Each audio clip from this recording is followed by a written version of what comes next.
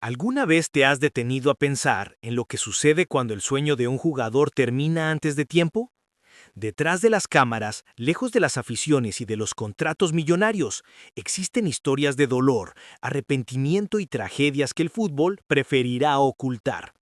Hoy vamos a revisitar tres carreras que prometieron muchísimo y terminaron de forma brutal.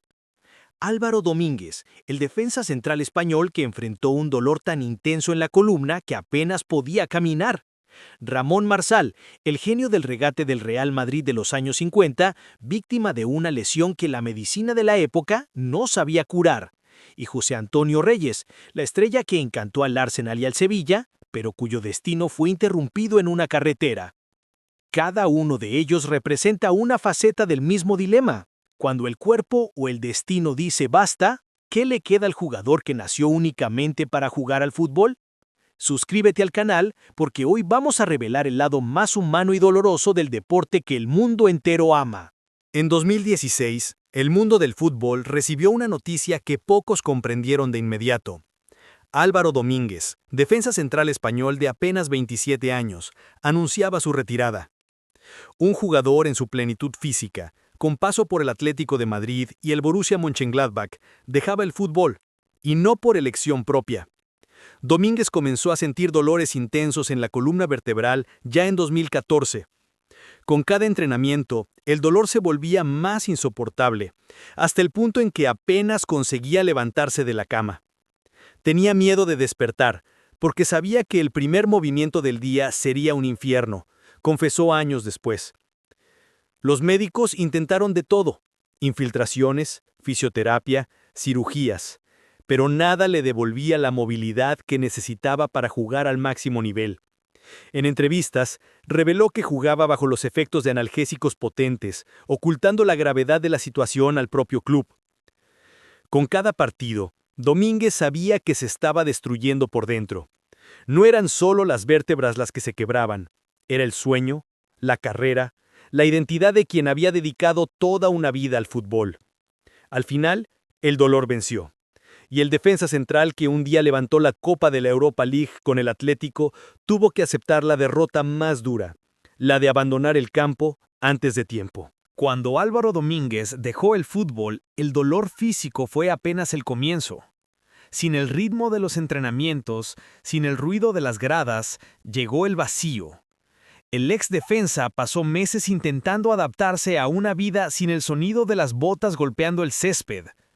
Me sentía inútil. Tenía 27 años y ningún plan B. Durante mucho tiempo evitó ver partidos. Los recuerdos le dolían. Amigos todavía en activo lo invitaban a visitar centros de entrenamiento, pero él se negaba. El fútbol, que antes era su hogar, ahora le recordaba una herida abierta. Domínguez llegó a demandar al Borussia Mönchengladbach, alegando negligencia médica. Dijo que el club lo obligó a jugar lesionado, agravando el cuadro que lo dejó casi incapacitado. El caso se alargó durante años y él afirmó haber pasado por depresión durante el proceso. Hoy, Domínguez intenta transformar su experiencia en advertencia para las nuevas generaciones. Habla sobre salud mental y el peligro de ignorar el cuerpo en nombre de la carrera. El fútbol es un mundo donde nadie quiere parecer débil, dijo en una entrevista. Pero él aprendió de la forma más cruel que la verdadera fuerza a veces está en saber parar. En la década de 1950, el Real Madrid vivía el inicio de su era dorada. Di Stéfano y Gento eran los nombres más recordados, pero entre ellos había una promesa que encantaba a todos: Ramón Marsal, el artista del regate. A los 20 años, ya era considerado como el futuro de la selección española. Su talento era diferente, jugaba con ligereza, danzaba con el balón, hacía que todo el estadio se levantara con un simple toque. En 1957, en un amistoso en el Santiago Bernabéu, Marsal marcó un gol que la prensa bautizó como el gol del minuto largo. Fue una jugada que atravesó casi todo el campo, regateando defensores con elegancia y precisión. Aquel momento lo eternizó. Pero también sería uno de los últimos grandes registros de su carrera. En ese mismo año, una entrada violenta durante un partido lo dejó con la rodilla destrozada. La medicina deportiva de la época era primitiva. Cirugías simples hoy, en aquella época, eran sentencias. Marsal pasó meses en recuperación, pero el daño era irreversible. El Real Madrid siguió conquistando títulos, pero Marsal quedó olvidado en las sombras del vestuario. El jugador que encantaba a las multitudes ahora luchaba para caminar sin dolor. El sueño que el Bernabéu había abrazado se deshizo en silencio. Después de la lesión, Ramón Marsal intentó volver. Pasó por tratamientos experimentales, fisioterapias improvisadas e incluso promesas médicas que nunca se cumplieron. Pero la rodilla no respondía. Cojeaba, sentía dolor al correr, y el Real Madrid, un club en pleno ascenso, no tenía espacio para la fragilidad.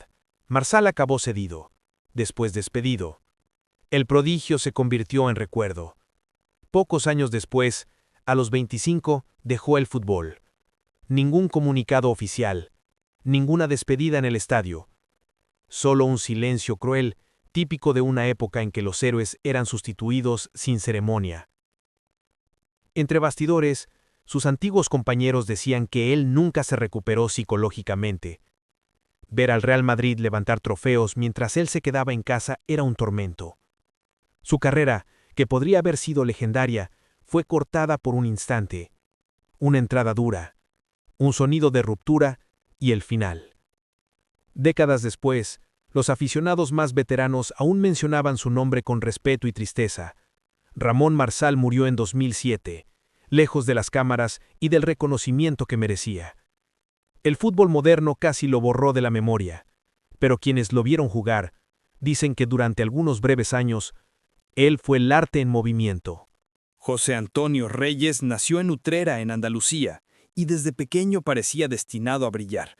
Debutó en el primer equipo del Sevilla con apenas 16 años, convirtiéndose en uno de los más jóvenes de la historia del club. Su velocidad, regate corto y audacia llamaron la atención del mundo entero. En 2004, el Arsenal, entonces dirigido por Arsène Wenger, pagó una fortuna para llevarlo a Inglaterra, y Reyes se convirtió en el primer español en formar parte de los Invencibles, el equipo legendario que terminó una temporada entera sin perder. Pero la vida de Reyes fuera del campo siempre fue demasiado intensa. La fama llegó pronto, el dinero también. Volvió a España para jugar en el Real Madrid, el Atlético y después nuevamente en el Sevilla. Era querido por todos, pero amigos cercanos contaban que vivía acelerado, como si siempre estuviera corriendo contra el tiempo. En 2019, ya veterano, jugaba en el Extremadura, un club modesto de la segunda división. Regresaba a casa después de visitar a familiares, cuando el destino decidió detenerlo definitivamente. Su coche, un Mercedes a más de 200 kilómetros por hora, salió de la carretera y se incendió, y Reyes murió instantáneamente a los 35 años. El fútbol español entero se detuvo. Los estadios guardaron un minuto de silencio. Era difícil creer que el chico que simbolizaba alegría, audacia y talento se había marchado tan pronto y de forma tan brutal. La muerte de José Antonio Reyes fue un golpe profundo para el fútbol español. Aquel 1 de junio de 2019, los noticiarios del país entero abrieron con la misma imagen. El coche en llamas al borde de la carretera y un silencio que lo decía todo. El estadio Ramón Sánchez Pizjuán, casa del Sevilla, se transformó en un mar de flores, camisetas y lágrimas. Miles de aficionados pasaron ante el féretro cubierto con los colores del club. Hombres hechos lloraban como niños. Reyes no fue recordado solo por los goles, sino por la energía que llevaba allá donde pasaba. Jugadores como Sergio Ramos, Cazorla y Fábregas, que crecieron a su lado, publicaron mensajes conmovedores. Ramos, amigo de la infancia, escribió: «Crecimos juntos en Utrera. Hoy el fútbol perdió la alegría, y yo perdí a un hermano». En Inglaterra, el Arsenal rindió homenaje antes de un partido de la Premier League. En las gradas, los aficionados entonaban su nombre: José Antonio Reyes, always a gunner. Era el reconocimiento de un atleta que, a pesar de los errores, vivió el fútbol con una intensidad poco común. Reyes fue sepultado en su ciudad natal, rodeado de amigos, familiares y aficionados.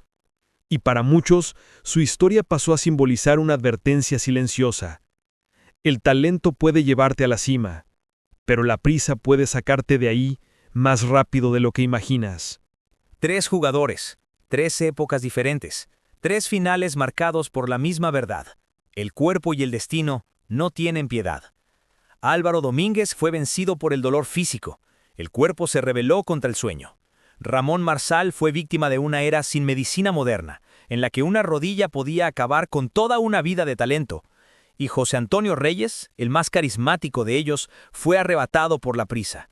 Una tragedia fuera del campo que interrumpió el brillo que aún quedaba.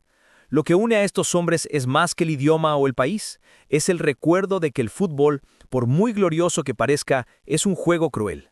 Detrás de cada gol hay cicatrices invisibles. Detrás de cada sonrisa en el campo, un miedo constante de que todo termine de repente. Domínguez perdió la carrera, pero encontró la voz. Marsal perdió el cuerpo, pero se convirtió en leyenda entre quienes lo vieron jugar. Reyes perdió la vida, pero dejó un legado de alegría que todavía resuena en las gradas de Sevilla y Londres. Estas historias nos recuerdan algo que raramente se dice. En el fútbol, el mayor adversario nunca es el rival, es el tiempo. Y tarde o temprano, siempre vence. Estas historias no son solo sobre fútbol, son sobre dolor, sobre valentía y sobre el precio que se paga por un sueño.